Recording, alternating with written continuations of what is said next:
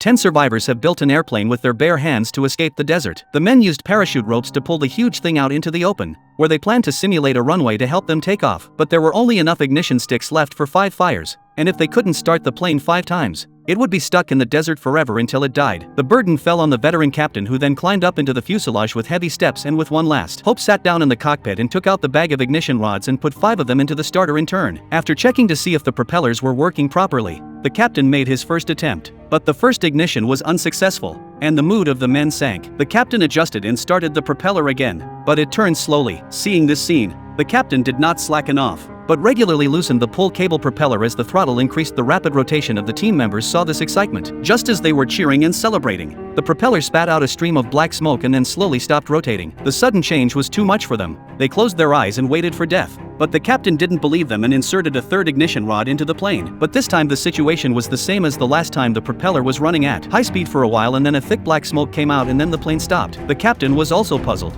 but after thinking about it, he had a clue, because the airplane had not been started for a long time and the engine had been carbonized, which led to this situation. So the captain gave a few words of explanation and planned to use an ignition to blow out the foreign matter in the cylinder block. The team prayed in their hearts for a successful start. Then the captain started the operation. As expected, the foreign matter was discharged from the cylinder. The captain rushed to prepare for another ignition. At this time everyone's eyes were fixed on the cockpit. After calming his nerves, the captain turned on the only ignition rod, and in the midst of the desperate situation, everyone was too nervous to breathe, hoping that luck would favor them. At that moment, the plane seemed to sense the prayers of the people. Propeller violently began to rotate at high speed, issued a deafening roar, and the team members shouted at the top of their lungs, but miraculously resumed normal operation. Also let everyone instantly lit up the hope of life.